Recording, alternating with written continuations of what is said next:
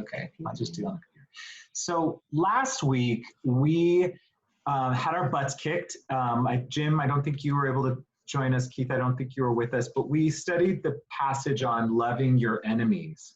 And we're very challenged by the scripture. It was just a very, very challenging word that Jesus is giving to his disciples, really about, being more like God, showing mercy as God is merciful, and really trying to reflect who our Heavenly Father is, even in really difficult relationships. Well, this is really a two-parter. In fact, we would have studied the second part with that first part last week if we'd had time, but we didn't have time. So really, we're doing part two tonight. And my question as we get started is, how do we become people who are capable of loving like God?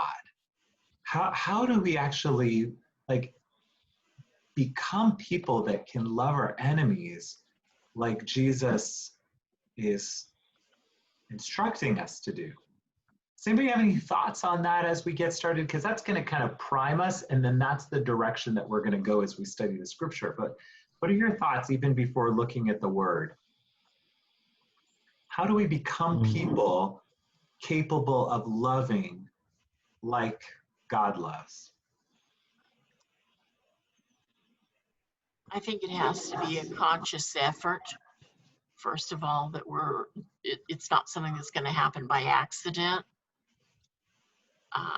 We have to put some thought into it and some genuine effort in terms of seeing that person through God's eyes. Great. I think too, we need to be able to embrace that we're completely loved, and so we can allow God to fill us with what we need to love. Yeah. Otherwise, it's pointless. Yep. Yeah, I agree with that. I think that as I think about this, it strikes me that God knows who he is, and God knows who we are. And if we have the same understanding of who God is and who we are, in light of that we would be great, more merciful. Cool. Well, James, were you going to add anything? I was going to say, I just kept thinking, just renewing my mind, and this is something, it's like a daily thing for me. If I don't do it, then certain days can be more challenging. But just really having a deeper, closer relationship with God, through prayer and meditation. And when that gets overlooked, or you think you don't have time for it, it's easy to slip back into not being that way. And I also kind of just, when I talk to the Lord, it's like I can't be fake with him. He knows what's in my mind. And so I kind of just say, to love our enemies, but to not obviously love what they're doing if they're doing evil things. And the difference of can you love them and not necessarily like them and want to hang out with them all the time, but still just love them the way that Christ loves. Yeah. So it's a very delicate, because you get advice from all kinds of people, and they'll say, well, if you're not doing this or this or that, and it's well, that's you saying this. So I just try and ask the Lord, how would you show me how to love this challenging person? Yeah, we talked about some of that last week too. Mm-hmm. Well, let me go ahead and I'm going to read, if it's going to come up. I don't know if it's actually going to come up. Oh, yeah. Okay, here we go. So I'm going to read the scripture and give you guys a chance to study it. So we're going to be on page 22 today, picking up from where we left off. So, and I'll get your scripture in a minute. Sweetie, it's already printed, but I think I'm gonna have a harder time finding, or you're gonna have a harder time finding it. So we're gonna start right here at he also. So we're on line 5. This is Luke 6, chapter 39. I'm sorry, Luke chapter 6, verse 39. And we're gonna study the rest of the chapter. So we're looking at Luke 6:39 to the end, or page 22, line 5. Okay. So he also told them a parable. Can a blind person guide a blind person? Will not both fall into a pit? A disciple is not above the teacher, but everyone who is fully qualified will be like the teacher. Why do you see the speck in your neighbor's eye, but do not notice the log in your own eye? Or how can you say to your neighbor, friend, let me take out the speck in your eye, when you yourself do not see the log in your own eye? You hypocrite. First take the log out of your own eye, and then you will see clearly to take the speck out of your neighbor's eye. No good tree bears bad fruit, nor again does a bad tree bear good fruit. For each tree is known by its fruit. Figs are not gathered from thorns, nor are grapes picked from a bramble bush. The good person, out of the good treasure of the heart, produces good. And the evil person, out of evil treasure, produces evil. For it is out of the abundance of the heart that the mouth speaks. Why do you call me Lord, Lord, and do not do what I tell you? I will show you what someone is like who comes to me, hears my words, and acts on them. That one is like a man building a house who dug deeply. Hello? Why is that doing that to me? Sorry, guys. I don't know what's going on. It's being weird. Okay, I'll just go like this. Building a house who dug deeply and laid the foundation on rock.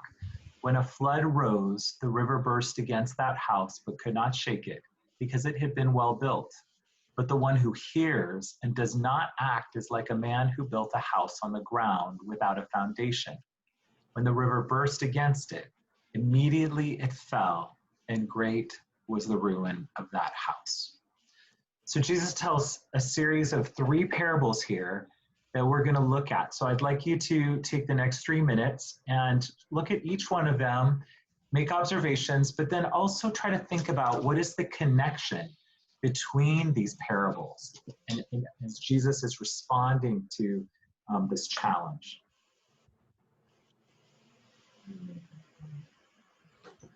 Yeah, I totally will. So I'll set it for 3 minutes and see if that's enough time.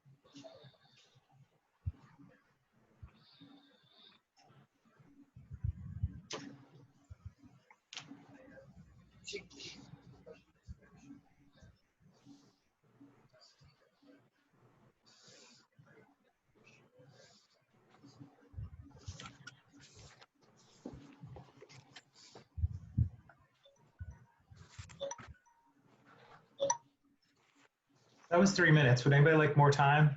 Yes, please. Okay.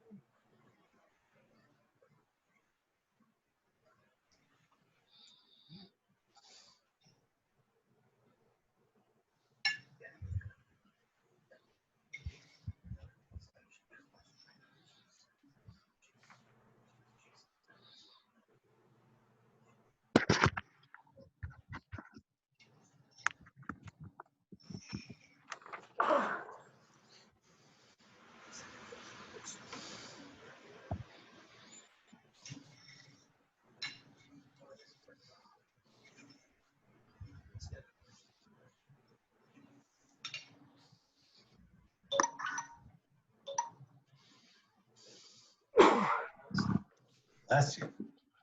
Thank you. Oh, someone sneezed. Yeah, I'm right under the vent. Oh, bless you, Keith. Suit.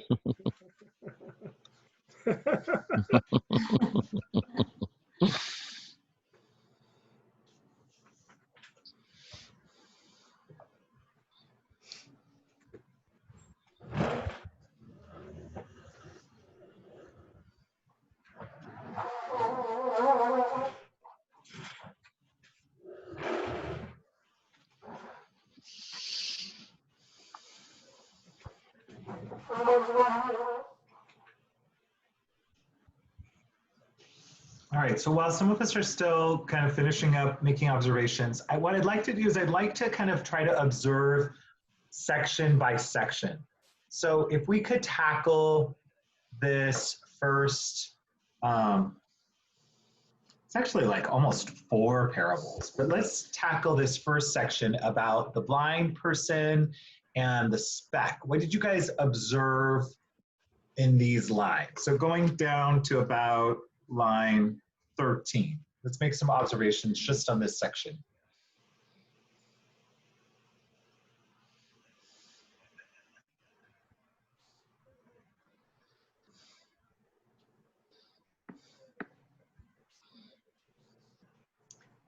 Well, in a way, he's stating the obvious. You can't, if you're blind, you can't take someone else who is blind and lead them in a correct way. And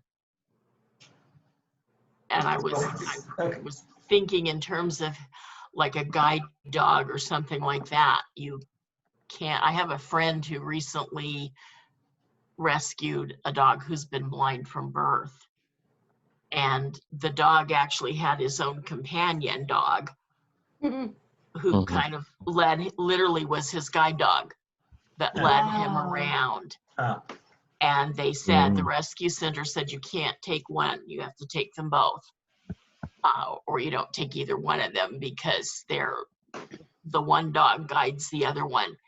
And he sent tons of videos of these two together, and it's just, it's fascinating because the dog that's guiding the blind dog has to first know what the owner is telling him to do before he can guide the blind dog. So we'll just put, so just in terms of observation, so remember, we're not going to interpret sorry. quite yet. That's all right. We're not going to interpret quite yet, but we will make some observations. Okay. And so we're going to observe, this is rhetorical questions here. Right. That, and of course it's not going to let me do that. I don't know why. Okay. So we've got some rhetorical questions here where it's like the answer is kind of obvious. Can a blind person guide a blind person? Of course not. Okay. So what else? What else did we see? Well, when I, every time I think of the blind person, I always, this might be what you're still talking about, rhetorical, but I always took it to not mean literal. I took it to mean just like a person that is not knowledgeable or lacks wisdom cannot teach someone the same. They'll both just be talking foolishly and not really get anywhere, is how I always took it, more than just the literal blind person. I mean, that's, I could be way off, but that's how I always imagine the parable was meant to mean. Okay, keep going, you guys. I'm actually gonna try to close. I'm really having trouble taking notes here, so I'm gonna try to close it and then open it again and see if that will help. Sure. Go ahead, keep making observations as I'm doing this. Well, I think they're very similar in terms of one, you're physically blind and you can't lead another blind person. Then the second one, you're also blind because you can't see your own log in your own eye. So you're blind there too. Yes. Great exactly. connection, Keith. Yes. Yes. So we have two, like we have, Ooh. sometimes this thing is so sensitive. So we have two cases of blindness here. And if this guy's got a speck in his eye, I mean, a log in his eye, like how much can he really see? Right. So it's talking about blindness here. There's a repetition of the theme of blindness. Excellent. Yay, it's working. Okay.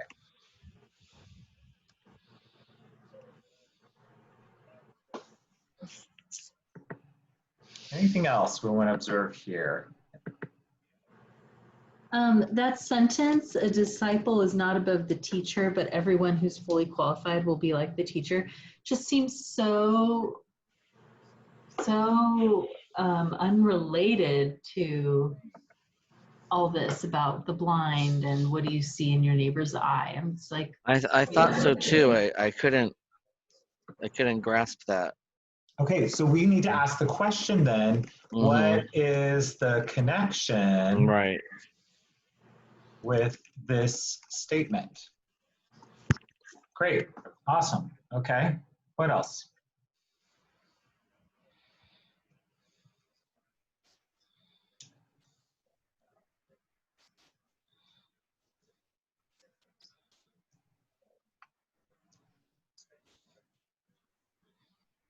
Anything else about this? I mean, it's a very famous passage that we've probably like observed. We're so familiar, it's hard to like look at it with fresh eyes. But I mean, it's a very humorous picture. If you just kind of observe the difference between like a little speck and like a huge log, like it's almost like Jesus is creating a meme. Yes. You know, like memes are so popular today, but like imagine this person walking around with this log sticking out of their eye. So it's a very funny, very humorous picture. Yes. Yes. I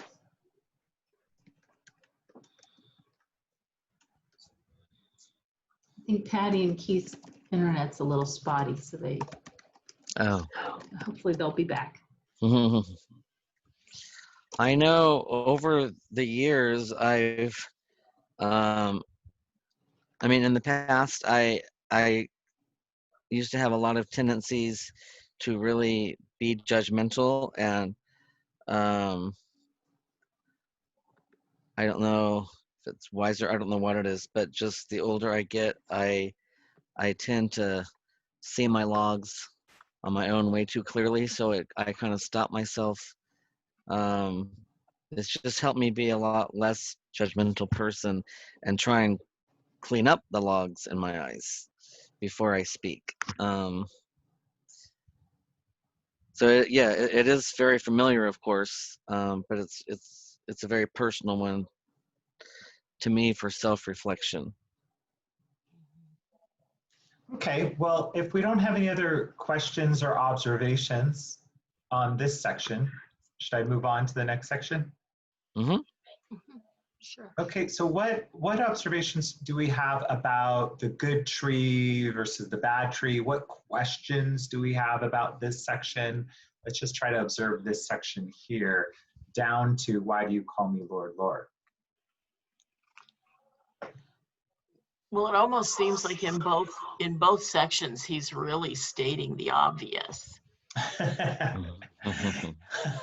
So it's kind of like, okay, Jesus, yeah, isn't this obvious? Yeah. Okay. Mm-hmm. It's almost like it's so obvious. Am I missing something? You know? Okay, good. Good. So nobody had any questions based on it, or? Like the Jesus stand-up comedy moment. I always think of that, and again, correct me if I'm wrong, but like, any person can say the words "I'm a Christian," and that's just kind of like stating. To me, I always thought it meant that if you are, you will see good fruit, and if you don't, again, it's challenging because I don't feel like it's my place to judge whether someone's a Christian or not, but his word does kind of give us things to look for. That's how I kind of look at a lot of that, the next several verses. Well, Getting I into just why wanna do you call me? Yeah, let me just give a gentle challenge Mm-hmm. to my sense right now is that we are interpreting in our minds what we think this passage means. So if we can try to just step away from the interpretation for just a minute and just make observations, it's actually going to help us in the long run when we're trying to make connections as a whole. So don't be afraid to say obvious things, to make obvious observations, because right now everybody's got their own idea about what this passage means, and we need to get on the same page with what we're actually reading first. Does that make sense? Mm-hmm. Okay. I'm finding it really difficult to do that just because this is such a familiar passage, and it's I don't know, for me, for some reason I'm having a real hard time not going directly to interpreting. Yeah, for sure. And Me too. that's totally understandable. What is the root meaning of the word hypocrite in the Greek? Okay, great. So we can look that up. Highlight that. I'll try to help us out a little bit and just kind of, pointing out some repetition, right? So if we've got repetition of good, good is repeated a number of times. And bad too. Mm-hmm. Bad, yeah, good and bad. I mean, that's a lot of times. Good, good, good, good. And you've got, let's put bad in red, just because we're kind of used to bad being red. So I'll just put, let's see here. Bad. Let's have this word bear repeated a few times. Let's see. And then he goes from bad to evil. Evil, And kind of right. lump evil there. We could kind of look up maybe what the difference is between that. Mm-hmm. So, I mean, just off of that bat, that begs a question to me about, well, wait a second, aren't we talking about becoming people that can be like the Father? So how is it, are people just good or bad, right? That's kind of like a question. Are people just good or bad? So there is no change? That's kind of one observation I'm making and a question I'm asking that pertains to it, right? Is it just that some people will be merciful and love like the Father and some people won't? That's troubling. Mm-hmm. I'm trying to play devil's advocate here, though, and make observations and ask questions. Throughout all of these, there's this, we have kind of this repeated structure of one thing versus another. Like seeing versus blindness, disciple versus teacher, good tree versus bad tree, good person, evil person. Excellent. Yeah. So Carol's starting to make connections now between all of them. And we have these dichotomies, just for lack of a better word, seeing versus blind. And I'm going to say, instead of good versus bad, bearing good fruit versus, fruith versus bearing evil fruit. Okay. A disciple versus teacher. Yes, thank you. That was up here at the very beginning.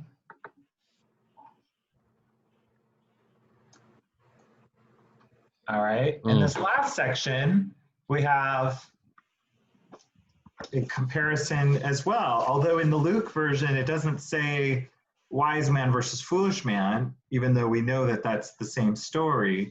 What do we have? What's the comparison? Can somebody make the observation of what's being compared? A house with its foundation on rock versus a house without a foundation. Okay, so we've got house on foundation versus no foundation. And I think in some, isn't there some place, another place in scripture where it says versus the foundation that's sand? Right. In the Matthew version, for sure. In Luke's version, it just says on the ground without a foundation. So we can look up ground if we want and see if it says sand, but there's no rock. So it's the absence of the rock. Right. So we can finish. Let's finish out making our observation. So that's a great observation right there. That we have foundation on rock and then without a foundation. It's interesting that when he's talking about on page 22, line 16, that when he's talking about the good person and the evil person, there's this kind of middle part. Like it's not just good person equals good, evil person equals evil. It's this out of the good treasure of the heart. And I'm just curious about that word treasure. Like, what does that mean, treasure of the heart? Nice. And also, like right then it says out of evil treasure. It doesn't say evil treasure of the heart, but then it says for, so this is linking it, it is out of the abundance of the heart that the mouth speaks. So it seems like in both cases, even if heart isn't mentioned in the second part, it's still involving the heart of that person. Yeah. But there's a connection between the production of good and evil and what the mouth speaks, because it's both out of the heart. And I would argue that the parallel structure implies heart in the second part. out of the good treasure of the heart produces good, and the evil person out of evil, really out of the evil treasure of the heart produces evil. But there's a parallel structure there. Excellent. But the other point I was making was that the production of good and evil is also thereby linked to what the mouth speaks.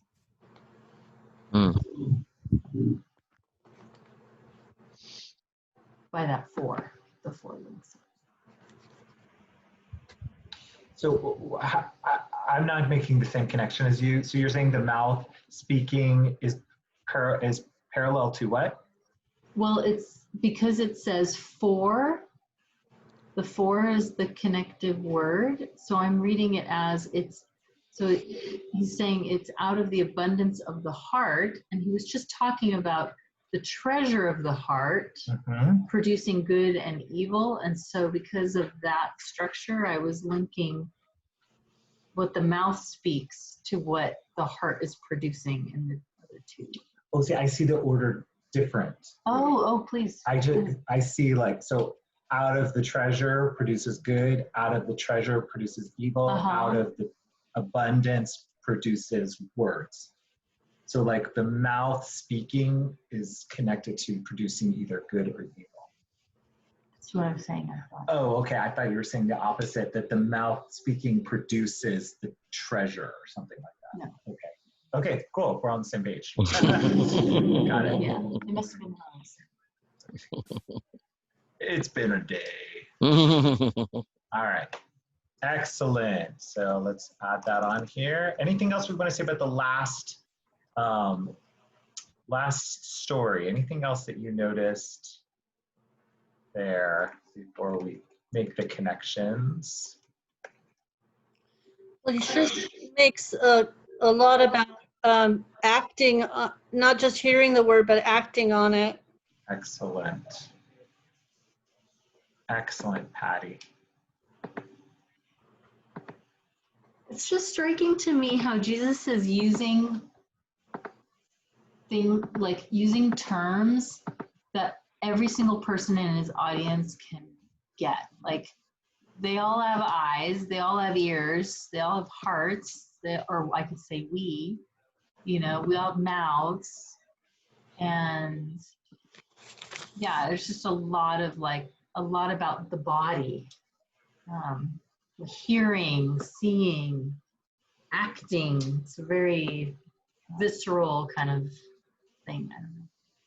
One thing I wanted to note, and it's, again, sometimes it's just so obvious that we're like, well, yeah, I saw that, but I just didn't feel like I needed to say it. But is that the flood rises and bursts against both houses.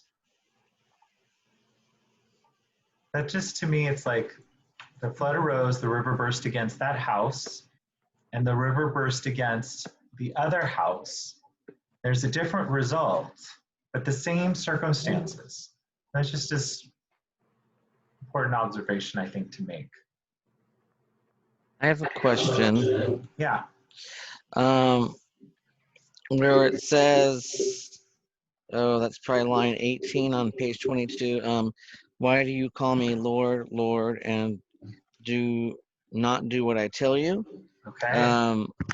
I'm just questioning if it's talking about someone who publicly in front of a lot of people, kind of like the Pharisees, is that what it's talking about? Or just even like someone's own prayer life, they're just saying Lord, Lord, and are deceiving or fooling themselves that they're not really, doing what the Lord tells them. Either Nice. or both, or.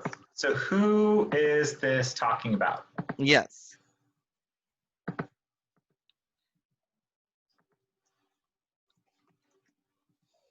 Oh, it's glitching again. All right, we're gonna have to hold on to that one. Who is this talking about? This PDF is free. I really need to invest in Adobe Acrobat. This is a free program, and it definitely is glitchy sometimes. So who's that talking about? Okay. Right. All right. Well, let's get into this. I've dragged this out for a long time, but I just really wanted to kind of test our observation making skills. I hope I haven't driven you crazy here. So let's go through. So he also told him a parable. Can a blind person guide a blind person? Will not both fall into a pit? A disciple is not above the teacher, but everyone who is fully qualified will be like the teacher. Let's talk about that part first. Adam, you're a little too loud. Sorry, everybody. I'm getting distracted by my son. All right. So obviously, a blind person cannot lead a blind person. Again, it's a very funny image. Both will fall into a pit. Like somebody's like, hey, come this way, right? And they can't see anything, so they crash. So what is the connection then with a disciple is not above the teacher, but everyone who is fully qualified will be like the teacher? Anybody have a theory? Nope. I don't Well, he's understand. talking about who is leading whom. And he first gives us an example of someone who cannot lead someone else, but the person who can lead is the teacher, because the teacher is fully qualified.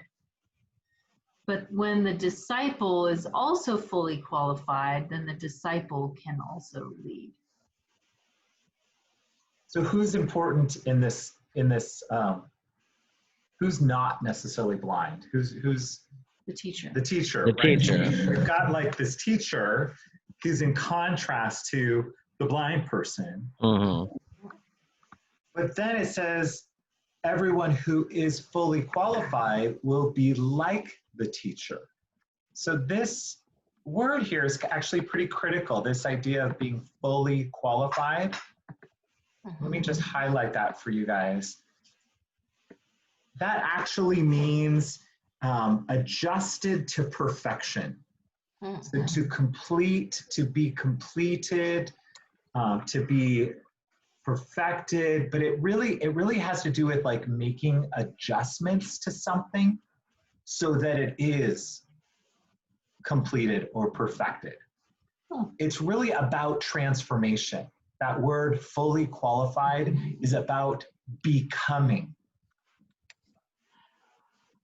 Is that because the disciple did what the teacher taught?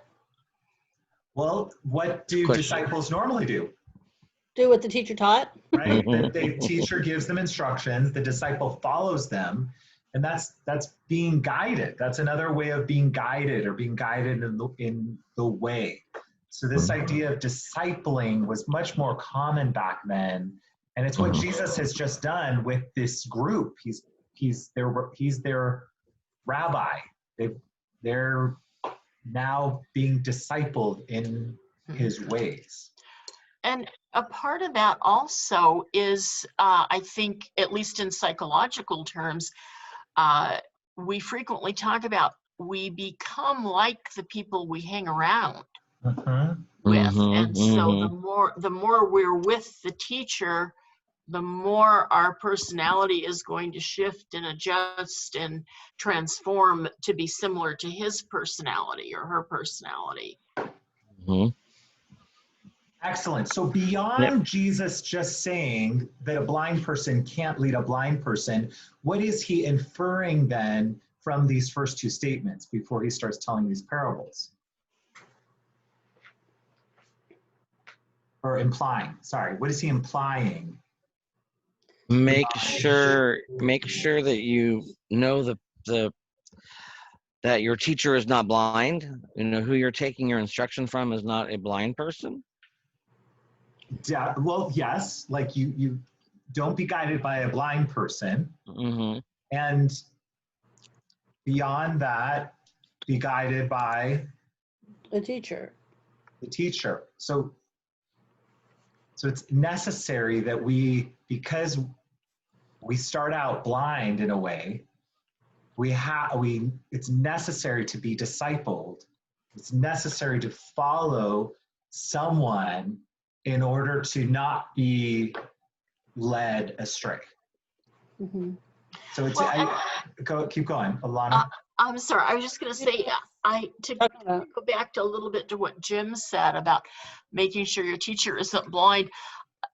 I think there's a lot of profoundness in that, because if you look around today, I mean, we're seeing it now on a number of levels in our political arena, that there's a lot of people following different leaders, and not every single leader can have the truth because they're so much the antithesis of each other. Mm-hmm. So you do need to know that, you know, I could say that I'm really passionate and totally committed to a particular view of life, but if it's, for instance, if I got my truth from Stalin, I might be wrong. Mm-hmm. Good. So we want to know that the teacher is teaching the truth. Good. Yes. So who are we being influenced by? Who are we being led by is critical. Mm-hmm. And Extremely. on the flip side of that, like, are we leading others correctly as well? So it's like it goes both ways, whether you're following or whether you're leading. So there's a challenge there at the very beginning. And then he gets into this very famous story about why do you see the speck in your neighbor's eye but do not notice the log in your own eye. So we all know this, the idea, but somebody just kind of summarize it so we're on the same page.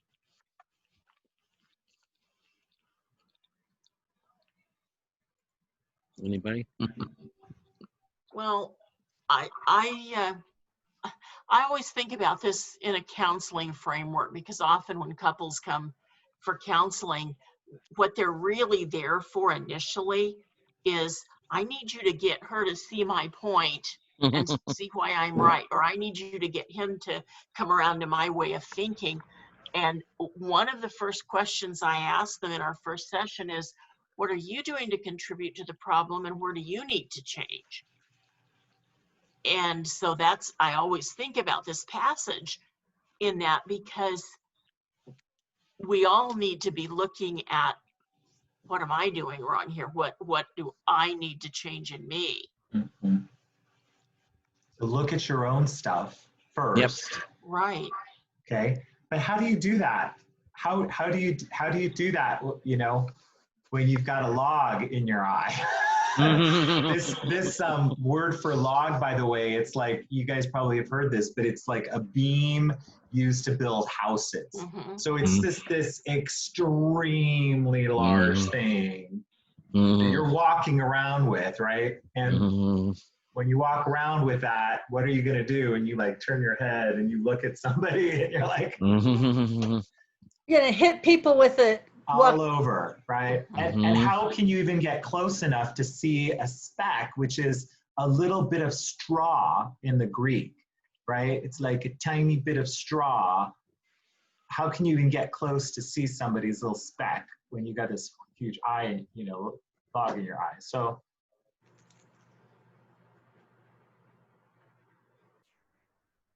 I guess it just strikes me, it's like, how do you take the log out of your own eye?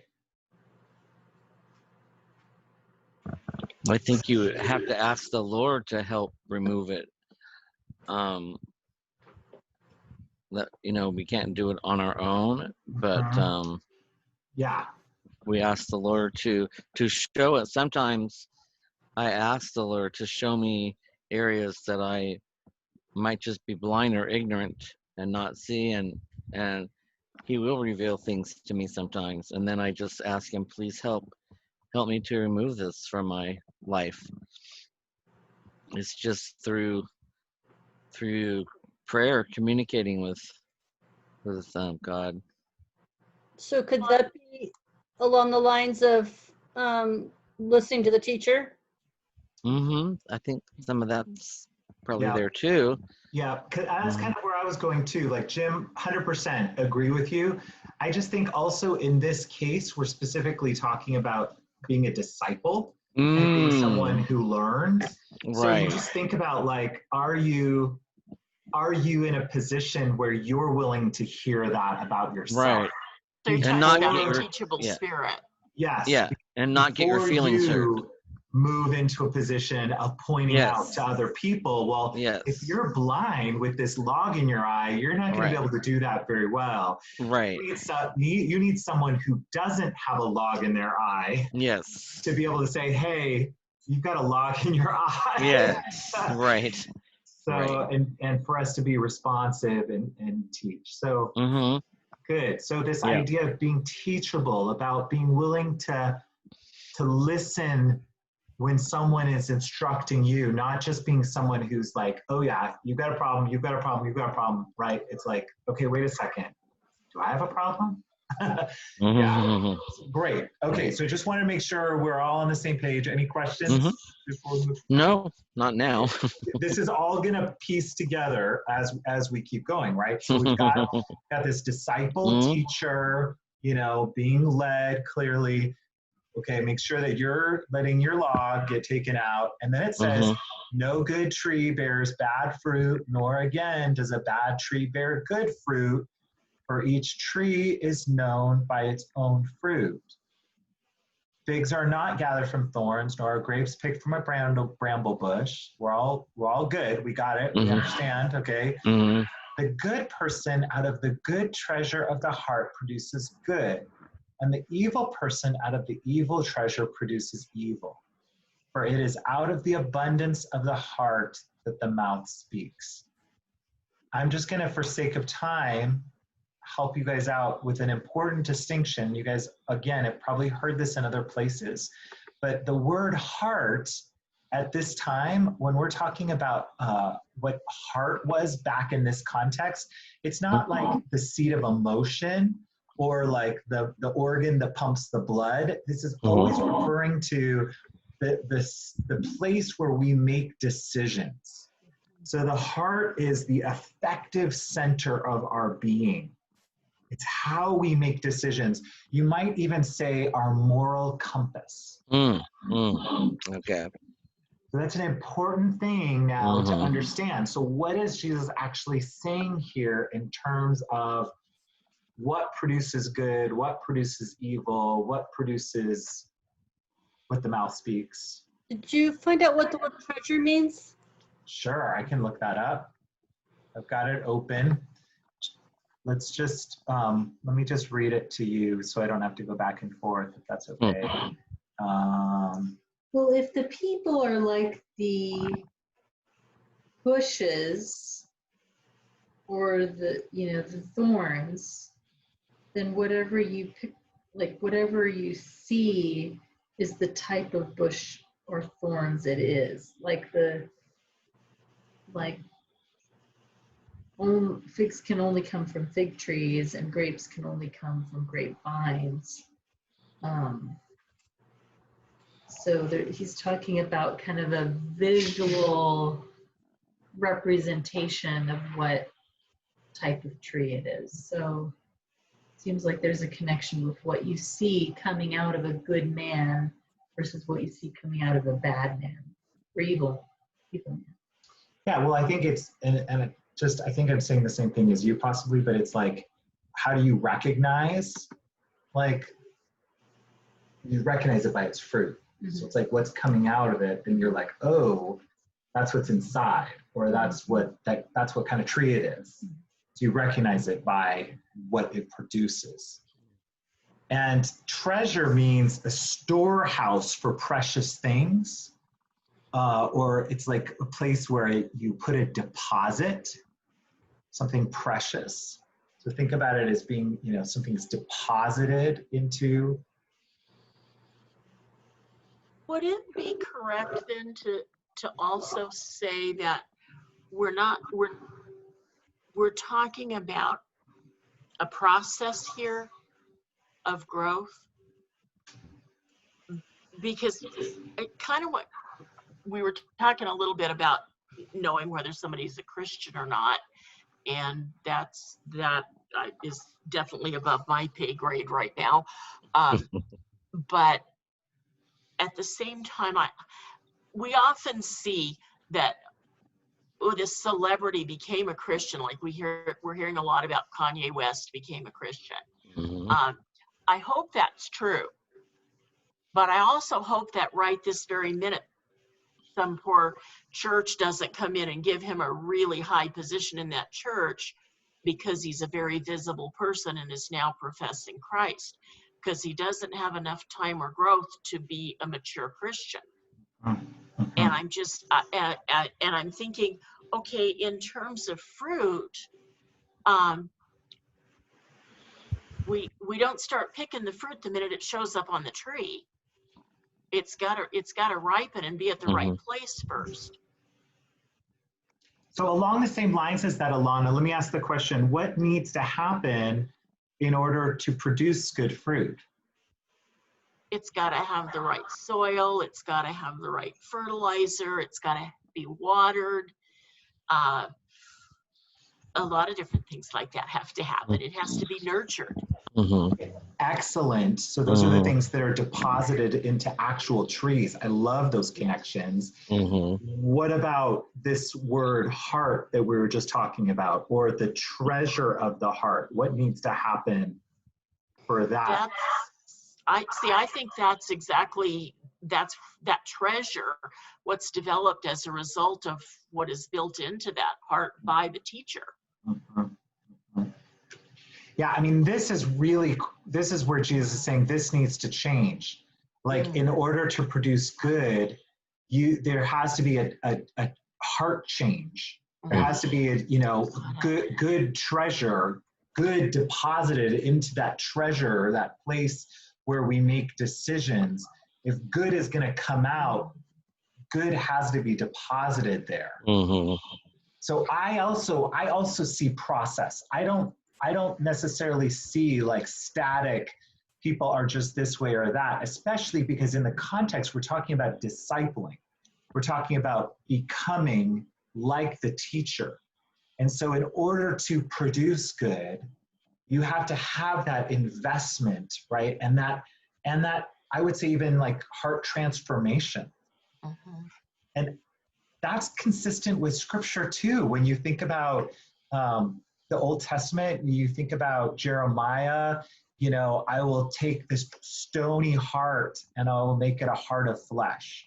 So it's like when you think about even the Old Testament and how God recognizes like our hearts need to be transformed. Like we have to be transformed from the inside out in order to be able to produce good. This word abundance also is awesome because it means overflow. So it's like out of the overflow of the heart. So there's things being poured in, and then it's what's out of the overflow. What's scary though is that you could have evil being poured in, or you can have good being poured in. And it just depends on who's influencing you. Who are you listening to? Or what's influencing? Yeah. So let's wrap it up then with this last. So keeping all that in mind then, Jesus says, why do you call me Lord, Lord, and do not do what I tell you? We had the question, who's he talking to? So do you guys know what the word Lord means? Rabbi. Kyrie?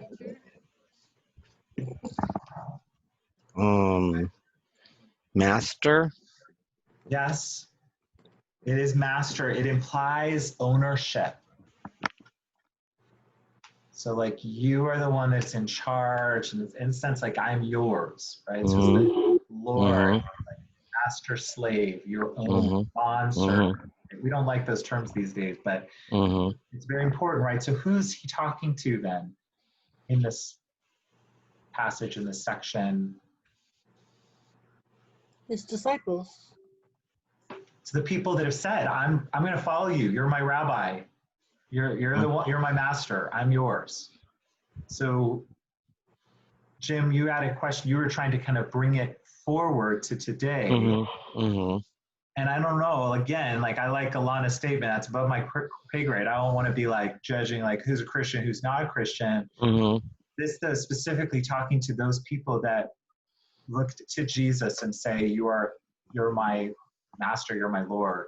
I'm yours." So they're saying that Jesus says, why do you call me Lord, Lord, and do not do what I tell you?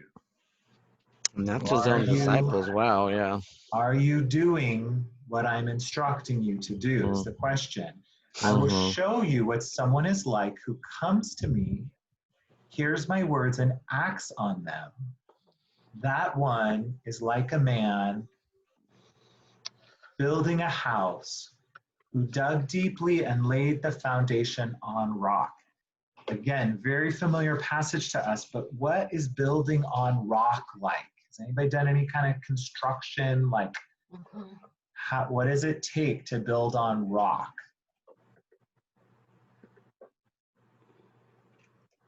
It's not going to let me type. I'm so sorry, guys. It's just freaked out on me again. What does it take to build on rock? We have to dig to find it, for one thing. Mm-hmm. And So a lot digging. bolts. Okay. Use then, but Say that again, Patty.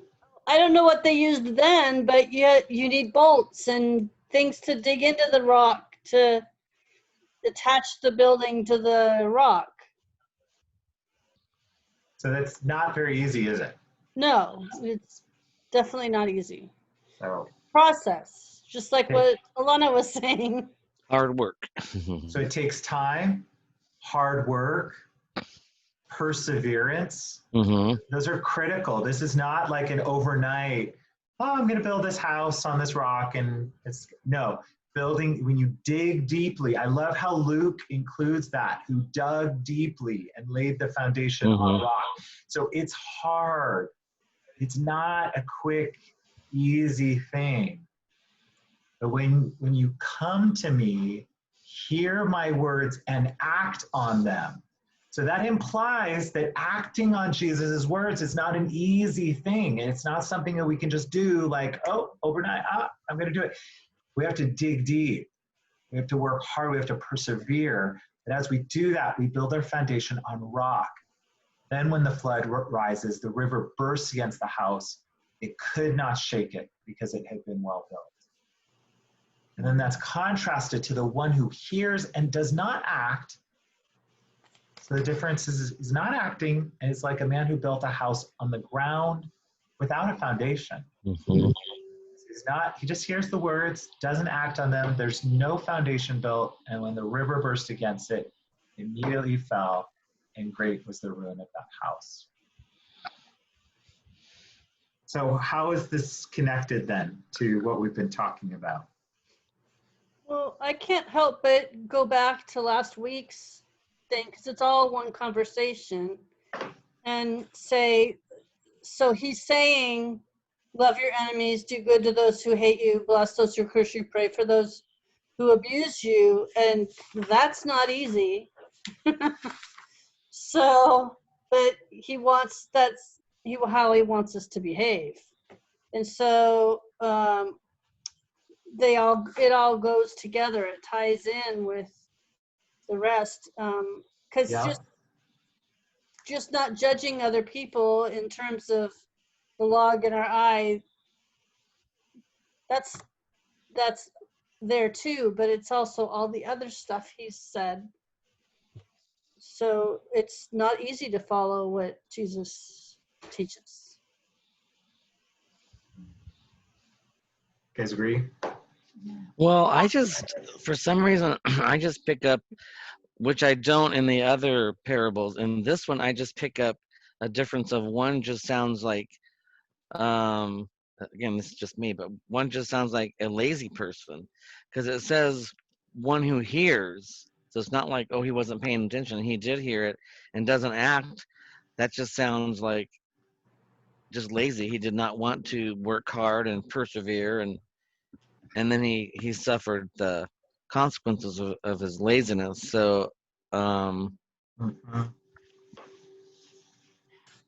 think it also could be, though, certainly could be that, but I'm sitting here looking at all this and kind of digesting it in a different way. And I'm thinking of all of the things that a person goes through in life and all of the different if you want to call them trials and tribulations, but just life is not always easy. It isn't always, the Orange County, ooh, I got this great house, I got this great job, I got this great wife, and I got this great pool. Life is difficult, and life as a Christian can be even more difficult. And I was thinking about a person that I'm getting to know who is a new friend, who is rapidly becoming a good friend, who lost her daughter to leukemia when the little girl was 8. Oh. And I can't even wrap my mind around that. Oh. That is, and she tells me how much they grew through this and what a blessing it ended up being, and how awesome it was that they were with Hannah when she died. And her last words were, "Mom, Dad, I'm in," which gives me chills. And this was several years ago, but this woman's spirit is different. And I know that a lot of it is because of what she's been through and allowed God to change her in that trial. And I think there's a big part of that we all have things that are really difficult for us to go through.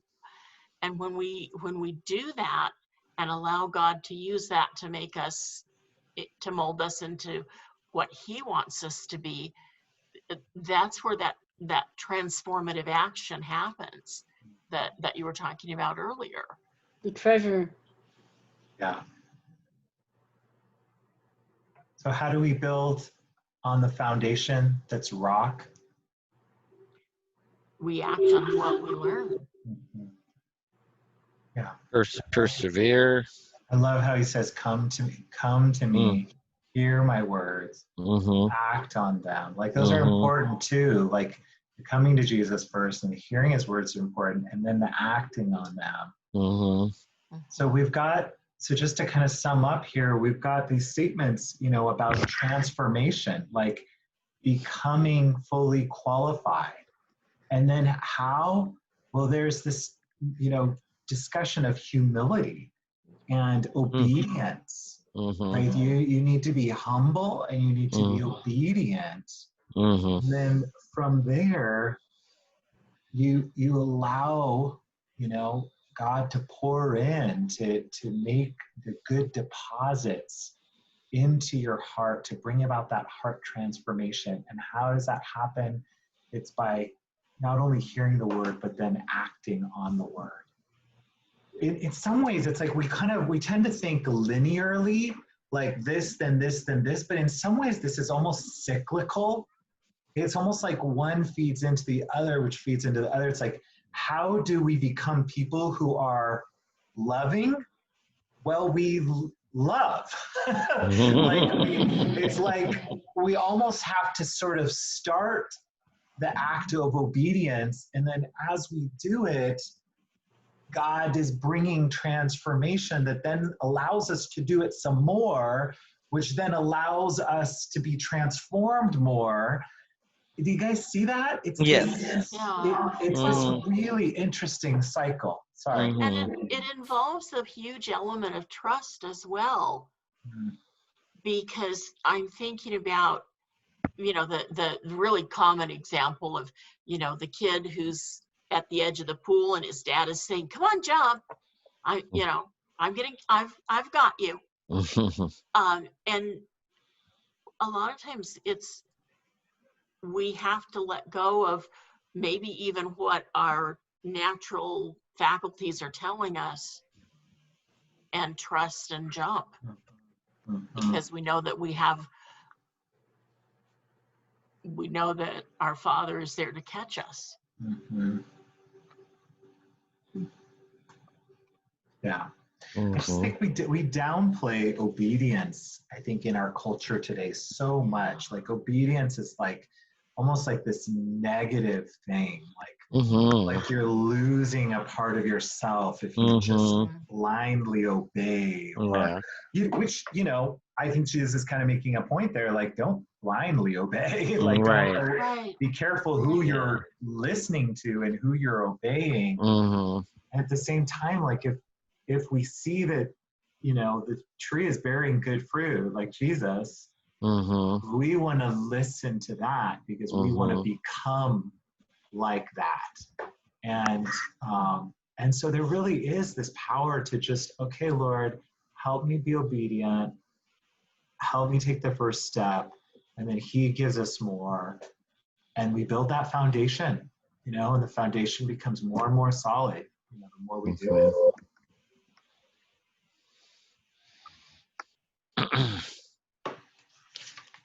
Any other thoughts? Just an interesting little side note when you talked about how obeying is so much harder. Like the old traditional wedding vows used to say, I remember when I was a kid, we'd always go to weddings, older people getting married in our church, and the vows were love, honor, and obey. And obey is just never said in weddings anymore. That's so I'm true. not obeying you. That's so true. So, as with many things, are different today. The world keeps progressing towards evil, sadly. But yeah, obedience just is not something that a non-believer is just like a ridiculous word. Obey the government. I'm not going to obey anybody telling me who to obey. Yeah. So yeah, very good point on obedience. But as believers, we should be obedient to God's word. Were you going to say something, Ken? Just an observation that whether someone comes to Jesus or not, they're each in a house. Like in both scenarios, whether with or without the foundation, everyone is building a house in this scenario. And so the question is, what kind of a house are you building? And what are you producing? Again, who are you following? It kind of all ties back together. Right. Yeah. Well, we're out of time, you guys. And I know I've had a very school night. long day. Now it's a school night. So someone like to just close us in prayer. I'm going to stop recording. Bye, Amanda. Hope you Bye, enjoyed. Amanda.